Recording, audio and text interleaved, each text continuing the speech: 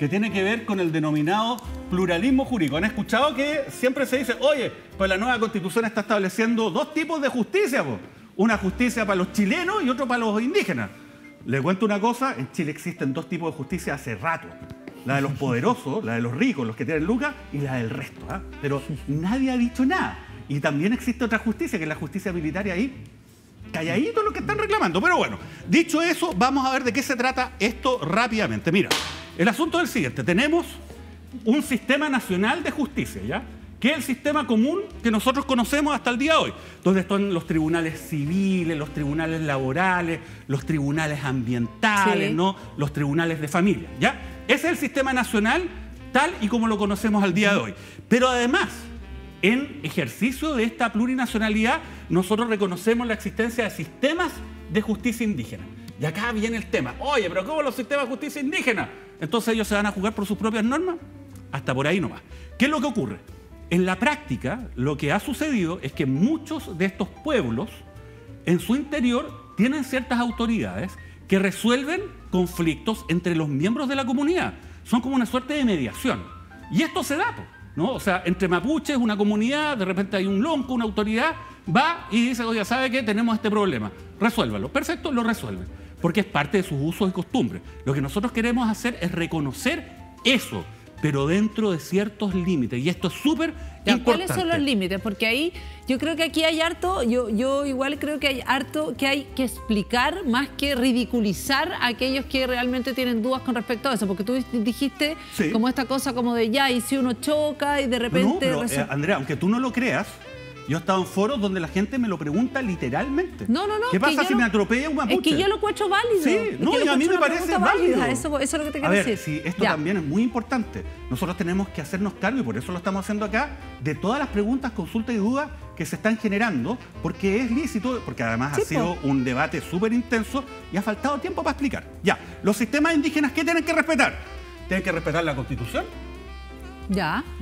Tienen que respetar la ley. Las leyes, sí. Pero esto es súper importante. Sí, obvio. Sobre todo tienen que respetar los tratados internacionales de derechos humanos. Sí. Porque muchas veces existe, ¿no?, el temor de decir, oye, ¿sabe qué? Hay ciertas comunidades, por ejemplo, donde no hay un enfoque de género, donde el tema de la relación entre hombres y mujeres es una relación muy vertical, ¿no? Bueno, lo que entonces, pasó con el tema en Rapa Nui. En Rapa Nui, el tema de la violación en Rapa Nui. Tal cual. Bueno, entonces acá estos son límites expresos que se establecen, los tratados de derechos humanos. Pero además nosotros, paralelamente, establecimos otros límites que son aplicables a los dos sistemas, ¿ya? Que son límites generales. Lo primero es que para establecer que una conducta es un delito y fijarle una pena, se requiere de una ley. ¿Y te acuerdas que nosotros vimos en la pizarra anterior que las leyes solamente se dictan por el Estado central, por el presidente y el Congreso Nacional, ¿ya? Y además, para establecer los procedimientos de cómo esta justicia opera, se requiere que también exista una ley que defina los procedimientos. Ahora, uno dirá, pero bueno, ¿y cuál es el problema? Pues si los derechos indígenas también podrían aplicar ahí. No.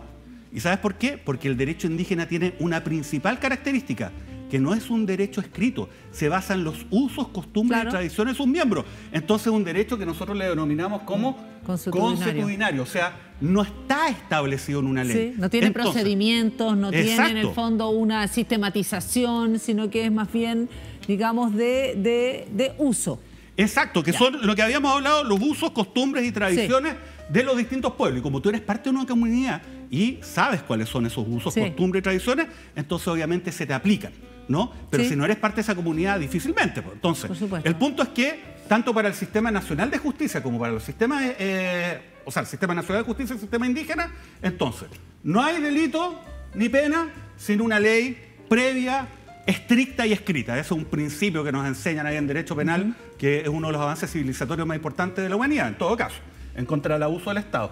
Y la ley de procedimientos. Entonces, si esto no fuera poco, además, la nueva Constitución exige de que para que esto se implemente, el sistema de justicia indígena, se tiene que dictar una ley que es una ley de coordinación.